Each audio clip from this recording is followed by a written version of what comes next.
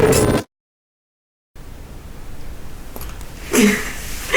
morning, DMV. You're tuned into the Kickback with me, Danye Frazier, and we are live, okay? Don't worry about where we at, but we live. And I got with me double the beauty right here. We got Danye and my girl Zora. How y'all doing, girl? Good. Today. Yeah, okay, I'm feeling it. Okay. So the DMV, we got a little bit of issues with like working together, talent. You know, we trying to be the new Atlanta, but I heard y'all from Jersey. Yeah. What? Oh, yeah. So I'm trying to figure out, how did you find your way to the DMV? Grad school. I came for grad school, and then I graduated, and I kind of just stayed because it seems very chill. It's not Jersey. Because where we from, it's like 20 minutes from, like you jump on the train and be right in New York. Ooh. So, okay. But it definitely is a chill vibe and we enjoyed it. So grad school, where did you go? Howard? I went to Bowie. Bowie. Yeah. And how you end up here? Well, after we graduated college, undergrad, I moved to North Carolina. Didn't really like it. And then I ended up kind of coming this way, following her. Jumping on my bandwagon. Jumped on the bandwagon. How did you? Okay, I heard that down south is like this southern hospitality. Like, why you like No Way Jose? Super slow. Okay. That's the thing. Like, we're from up north. And this is like the nice middle. It's not super fast, but it's not super slow. So I was like, I think I can do this. That's just, I don't want to be up there anymore. So I was like, let me try something different. And I like it here. It's good. Oh, okay. So, cool. Are y'all the only ones here? Or your family here? Like, we do have families. We have like aunts and stuff down here, so it worked out. But when it comes to like our parents live in North Carolina, so. Oh, okay. So nobody's in Jersey. Everybody like by Jersey. Right, for the most part. Yes. Yeah, everybody's leaving. Yes. Oh, I'm trying to figure out what's going on with Jersey. I even got a friend in Jersey. He didn't move to Atlanta. He was like, "No, I can't get with the north." Now it's a little bit colder. The snow and the cost of living is a little higher because you're closer to New She York, said colder. Okay, the Jersey accent. So of course y'all gotta know. I know everybody's like infatuated with the fact that y'all are twins. So I want to know, how was it like growing up? Did you have individuality? Was your mom trying to dress y'all like? What was that like?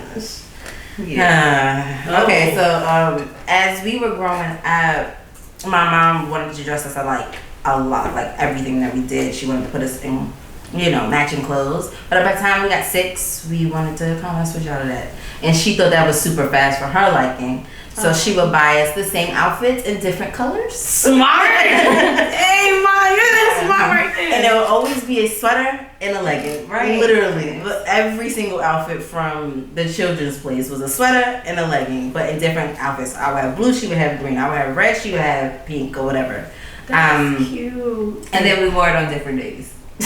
So, smart. She like, y'all was dressing yourself? Yeah. Definitely. When we was like 6 or 7, we did our own thing. Oh, gee. Yeah.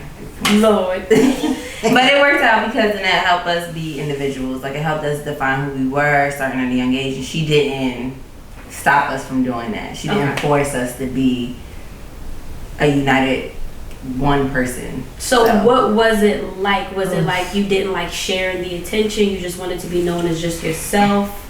What made you be like, at a young age, this me, this her? I think that what happened is that people clumped us together a lot. And we do have names. I'm Danye, she's Dora. And they always looked at us as the twins. And they would call us twin. Yeah. And we have names, and it's like, I took the time out to learn yours. Right. Please take the time out to learn mine. So that was a battle for a very long time. It's like, twins, hey twins. And it seemed like we were like the dominant, set of twins when we grew up. So we were the twins. So everywhere we go, no one really cared to say or look to see which one we were. They just knew it was one of us, so they would say, hey twin. And that was like super like annoying. Like, we do not like the twin word. And because it's like we're individuals and we're totally different. And we look different. If you like really look at us, we look different. And that was like major for us to be individuals. Right. So they're sisters. Yeah. That happen to be twins. Hey, I like that. Yeah. So you used to work at the Apple store. Yeah. Oh, yeah. Did you work in retail as well or no? No. You need to. And tell her why she need to work in retail. I hate retail. Absolutely not. But what was your experience working in retail? And do you feel like everybody should experience it at least once? I love the Apple store. I really did. The only thing is, Apple should pay their people more. Okay, the amount of money y'all make, y'all should be paying us more. But no, I love the Apple store. It taught me a lot about being personable with people. And I'm already like a personal person. I like to talk my hands and things like that. But it gave me the ability to kind of like become this individual. Right. And they would chill. Like we could literally wear whatever we wanted as long as it was with our shirt. I could wear my piercing out. I could have my hair. Right. I know. I could have my hair purple, blue, whatever I wanted to do. Mm-hmm. And I love that being able to, as long as I'm doing my job. Right. I don't see why I can't look the way that I like to look. Mm-hmm. The only thing is they didn't pay me enough, so I was like, yeah. So what made you not do the retail thing? I can't. Okay, so she got okay, so this is what happens. Like at a very young age, I didn't babysit. No, we didn't. I don't work weekends. I don't work nights. So you can't put the things. So in retail, you know, your schedule changed every week, and so it was like, no, that's not the world I'm working. But it's cool. If that's you, that's you. That works for you. That works for you. But for me, I don't work weekends. I don't work nights. I don't do kids. And not that I don't like kids. I feel you. Because I work with kids. I worked with kids and I did that for a while. But like babysitting and stuff, like. So where did you work? Like a daycare? Was it Chuck E. Cheese? Was it? No, I was a teacher. Oh. Yeah, I was a teacher. Okay, what grade? So I taught 2-year-olds and 3-year-olds for a while. That's hard. And then I taught pre-K 4, which are 4-year-olds, and then a kindergarten. So I did that for a little while. So you had to deal with, I gotta go to the bathroom. Yeah. You gotta hurry and pull the little down. Girl. Yeah. So I taught for a while. So kids are not a problem for me. I just don't like babysitting. Like it was never my thing. And now I'm working in HR. So it's just older kids. So personable. So y'all, you know, got personality. Right. Because HR, you got to deal with the complaints. And right, this is older kids. Right. Maybe 40-year-old older kids. Exactly. That's dope. Well, then y'all in the right line of work. Yeah. All right, so you are the fashionista. No. She is. I mean, I peeped the skirt. I peeped the skirt. So, was it you and she dragged you along? Oh, so you're correct. Actually, it was me that started. It was you. It was me, yes. See, they think I don't know. I know they individuals. I know them. It was me that started it, but like, it was her that kept it going. Right. So I was just like, I only did it for like, somebody was like, oh, I need you in front of the camera. I'm like, all right, cool. Yeah. Mm-hmm. And then, but I'm like a jean and sneaker kind of girl, so if I have to be cute and get dressed up, like I'll be like, what am I putting on? She'll put it together and yeah. She digs in my closet a lot because I'm a often shopper because I like to be prepared. I don't like last minute like, oh my gosh, I gotta get a red dress. I not need to be like you. Right, like that makes me very anxious and then I'm late to the event. So I'm like a early shopper, but she puts it together, and she normally shops in my closet. I was gonna say, y'all share clothes. Yeah. Oh, that's easy. That's good, because it's like you don't necessarily have to buy the same things. Like, right. Exactly. It's my turn. Exactly. We never buy the two of the same things, and it's like it just can't be posted. Like if I haven't worn it yet, you can't post it. I feel you. That's it. So what y'all doing over there? Like. Oh, you can wear it, but just don't post it nowhere. Right. Yeah. So it's not a problem. Okay. Yeah. Why you look like that? Because it's a waste of an outfit. Like if I look cute, then I should be able to post it. But then she be like, you know, it's my money, so and I haven't worn it yet. It's still got the tags on it. I'm like, come on, it's a waste of an outing, an outfit, a cute picture. That's true. No. If I spend the money, I post the picture. That's a fact. Alright, so we're going to get into the segment. It's called With It or Quit It. Alright? Okay. So I'm going to give you a statement, and you tell me if you with it. That means you agree. Quit it means, I ain't really with it. Okay. Alright. So, I want to hear both of y'all answers. Okay. Alright, cool. What? Okay, let's see. Alright, so this first one. Modeling is nothing more than a person sexualizing themselves to sell a product. Are you with that or you quit that? quit that. Yeah, I'm quit that. I'm definitely. Because I think modeling is definitely more than that. I think it has to do with sexuality and being comfortable in who you are. Mm-hmm. So just putting on a product is not just putting on a product. I'm putting on the girl who is uncomfortable wearing this. I'm putting on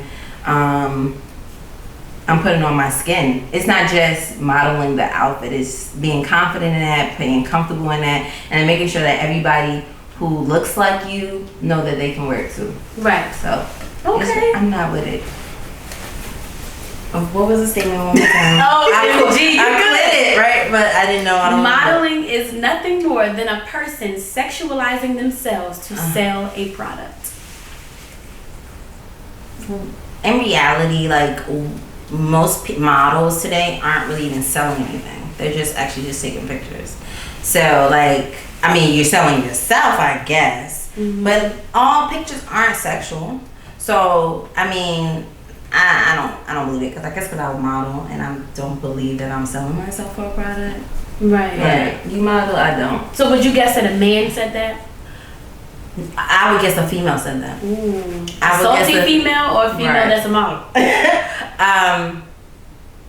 A female that's a model. I actually do believe that a female that's a model would have said that. Okay. Well, I don't know who said it. Somebody said it. But I know that now the whole feminism thing got taken way out of proportion from what it really originated as in the 70s, which was, white women trying to have equality, and then we just made it our own. And now it's like a thing of like, don't use the whole word, we should be able to do what you do too, and they made it more of a sexual thing. Right. So I think like that kind of came with the whole taking the pictures, and now it's like, oh well, I'm doing this for me, it has nothing to do with men, and then like, yeah, right, we don't want to look at you. Right, exactly. Because that's what Ringy did. Yes. Oh. That's what he did the other day. Yes, he did. He was like, you shake your butt in the camera, you post these pictures with no pants on, and you do all this, and then you get mad when a man slides in your DMs. And it's like, okay, I get that. You're right. I get that. I understand that, but it's like, can I just post this picture and enjoy the picture and like it, and then you could just like it and keep pushing past it? Right. I think men always think it's about them. It's like, it's my page. Like, I just bought an outfit and I just felt like I look bomb. Okay, that's what I'm saying. Maybe I lost 5 pounds and I want to take a picture. Like, maybe. But again, that happened to nothing with you all the time. I would have sent the picture to you if that was the case. Girl. That's a post soon. Hey. And I keep talking about that. I'm like, it doesn't have to do with you. Like, if I want to post this lusty picture, I can post it, and you don't have to like it. If you don't like it, don't follow me. Don't scroll past it, block me. But it's my page. Thank you. Oh my God. I mean, I've had a guy comment and say, "Who you trying to make mad?" Not you, sir. Right. All right. So this next one: when the government fully takes over all media outlets, there will be a lot of broke entertainers. Ooh. With that or quit that? With that. I'm with that. Okay. Yeah, I agree. I'm undecided. So why do you say you with it, and then why do you feel like you're undecided? I say that I'm with it because, social media is free right now. Right. It's a platform where people are using it to, make their businesses. That's right. And then if you put a price on that, how am I making my business, and then continue to make a profit if I'm paying you to continue, you know what I mean? Like if I'm paying you to advertise myself, right? But at the same time, it's an investment. So you said, like you just said, advertise. An advertisement, if you were to put it up on a billboard, it costs. Right. If you were to put, how much money do they pay to put a commercial on Super Bowl? Millions of dollars. Right, millions of dollars. It's an investment. So even if the government does take it over, are you willing to invest in yourself is the question. Or are you willing to take the L on it? And is it really right? Or blame somebody that, it's not really a blame. So you think it will be a lot of broke people afterwards? Because there'd be a lot of people that don't really want to invest in and pay for the app? Or you think people will be like, nah, like, I need to pay for this app, even if it's monthly? But let's narrow into Instagram. Because that's like the thing. So do you feel like people would just take the L, or you think they pay a monthly for Instagram? I think people will pay monthly for Instagram. I definitely do. Or yeah, just like when they started doing data plans. Oh, you either pay for this much data or you pay for unlimited. People was like, well, I'm gonna just pay for the unlimited. I know it's more, but it is in the long run. I know I'm gonna go over my data, so I'm gonna do it. Same thing for Instagram. I know I'm gonna end up on there in some way, somehow. So let me just go and pay for it. Right. Okay. It's just, I mean, because then people always want to be on the end. So if you're not on Instagram, well, then I'm not on the end. That's so true. What I'm gonna do? I'm gonna be on the out. I'm gonna be in. I'm gonna pay the $5 or $10 a month to be in. Ooh, girl, you said 10. I thought like, hey, Netflix. I mean, Apple Music is what, $9.99. Tidal was $12.99. That's true. That's why they be using that little free trial and they get bamboozled. They forgot they didn't left their information in there. Exactly. No, I trying to get Beyonce tickets. I just made sure I went on the unsubscribe to make sure I didn't get charged for that $12.99. I feel it. So you want to be a mental health therapist? Yes. Okay, so maybe this question to be for you, but of course you're gonna answer too because I got that for y'all play games. All right, mental health is a major issue in the U.S., mainly in the Black community. No medicine can solve this issue. We need intense therapy. Ooh. Are you with that or you quit that? I'm with it. With it. You with it? With it. I'm with it. So when they be throwing us on meds and stuff like that, you think, nah, it's not really working? Like, working with kids. A prime example. I work in special education. Right. She works in special education, so she can answer this question too. Yeah. They come to school, they drugged up. By the end of the day, it's all worn down. And these kids are literally bouncing off the wall. A drug is not going to change it. It's just what it does, it just minimizes it or it suppresses it for a moment and it doesn't resolve anything. Mm-hmm. So they feed us this idea that a drug is supposed to, like, I went to the doctor the other day, something was wrong with my leg. It got issued. I think I'm just too heavy. I need to lose some weight. I think that's the problem. But he gave me a medication and I refused to go and get it because he didn't know what the problem was. So you're medicating me for something that you don't even know what the issue is. Right? So that's what it is in the mental health community. I think that it's just it's too many hurt families and not enough conversations. And I think that's what we need more conversations, and then knowing to forgive ourselves for mistakes that we made. Okay. So I think as a result, those conversations need to be more had. And I think if as in the Black community, if I can look at somebody that looks like me and I can tell them my story, then I'm more prone to go than sit in front of a white man or a white woman who doesn't understand the Black community. That's just dragging you up because they feel like you got an issue. Yeah! I Girl, I'm like, on back. You imagine? No, that's good. That's definitely, something that people don't really talk about. So it definitely is important. So it's nice that, both of you are, putting your foot in the community and really helping out. Trying. Y'all doing it though. Oh, tiptoe at a time. I mean, and even talking about it and speaking about it is really important as well. Right, and that's the key. Like, when I knew my family had issues, because every family has issues, no, hands down. You cannot say that you don't have issues. Every family has an issue. If it's alcoholism, if it's in and out of the system, if it's living in poverty, we all have either been there or we know somebody that has. Right. So how do we help them elevate? And that's the goal. To me, that's what psychology is. How do I help you be a better person? We need more. We need more like her in the world.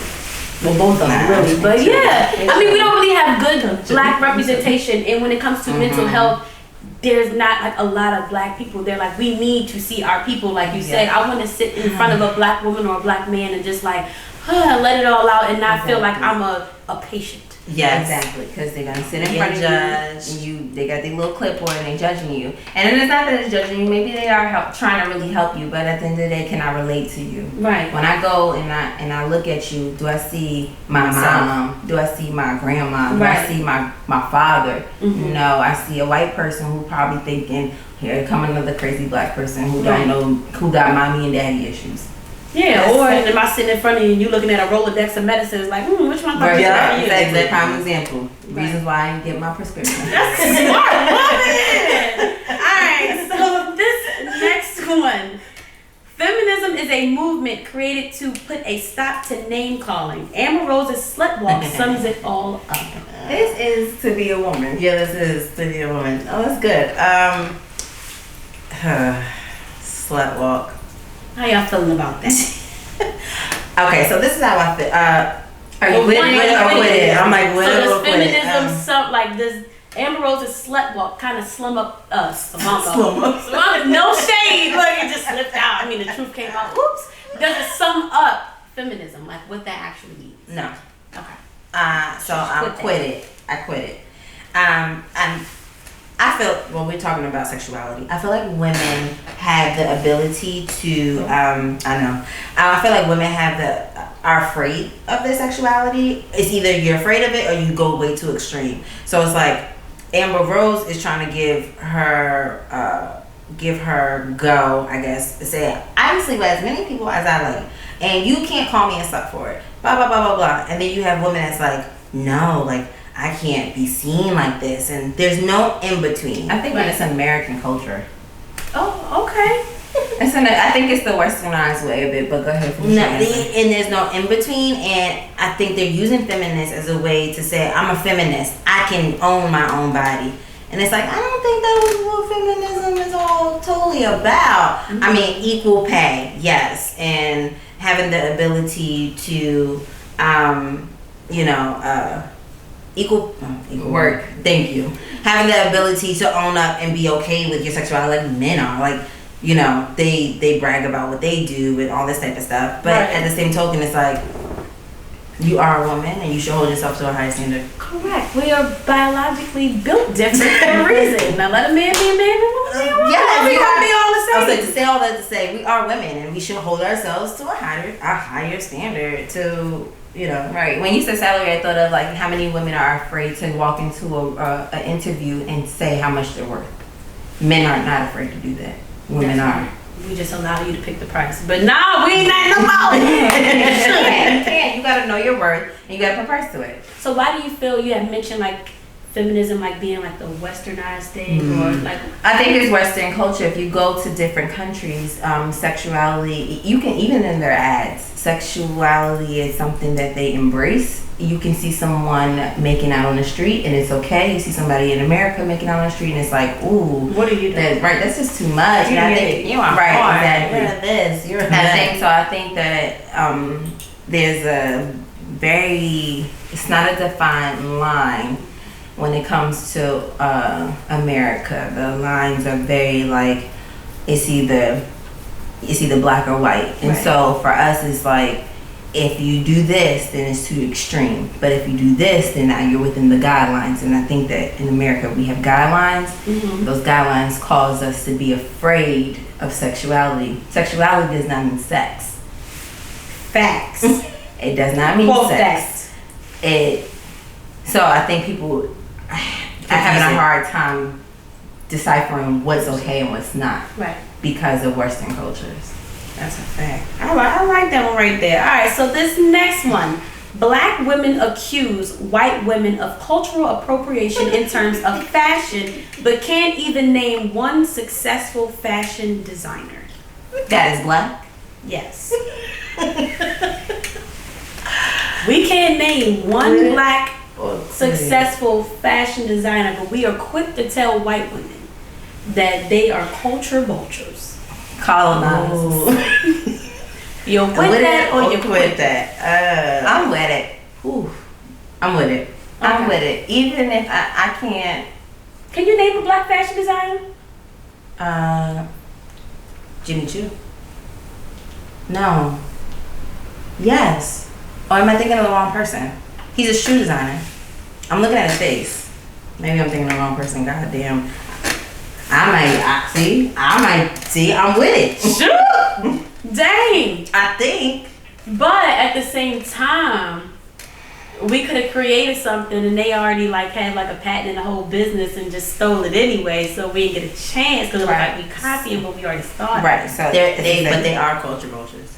They are. Fact. They are. And So, it's still everything. Like, And give it a new name. yes, like Bantu knots. They gave it mini buns, and Marc Jacobs did that in his fashion show. And it's like, no, they've been Bantu knots, and I remember because when we were in the just a quick run back. We were in the 4th grade. We used to make fun of this. I didn't make fun of her. Okay, well you did. Look, you on your own on that one. That was like, was I We running? did. We ain't twins And right now. We did. She wore Bantu knots, and back then we were in 4th grade, so we didn't understand that was a part of our culture. Yeah, that was a part of our culture. And now I'm like, oh my gosh, I feel so terrible because now I wear Bantu knots myself. But then, you know, I'm like, we've been doing that for years. And then, you know, 2-3 years ago, they're now mini buns. It's like, no, you steal everything and you make a profit off of it. That's You do. You literally do. You steal everything and you make profit off of it. I'm like, Kim Kardashian is wearing cornrows. When was she ever in her life wearing cornrows if she did not fall into a system of being inspired by black women? Right. Yeah. She also made her body look like a black woman. Facts. So, I mean, she said it. I'm just agreeing. you know, thinking about Kim and Amber and all of these women. Amber's not black. All these, because Amber's not black, all these white women or non-African American women, non-colored women making this money off of stuff that we've been doing for years is blasphemy for me. Right. So, we normally take it from the black culture. The white woman makes it. They selling in Urban Outfitters for the white man's profit. Like, it's exactly what it is. It is what it is. or American Apparel. Right. So, That's true.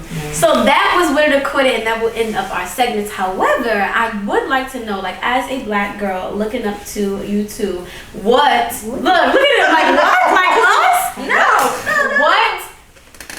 What would I get out of it? Like, if I'm looking up to you, what would I be seeing in both of you? Like a strong, you know, black woman that's like been through this, not afraid. What would I be looking at? No. Somebody that's still finding her way.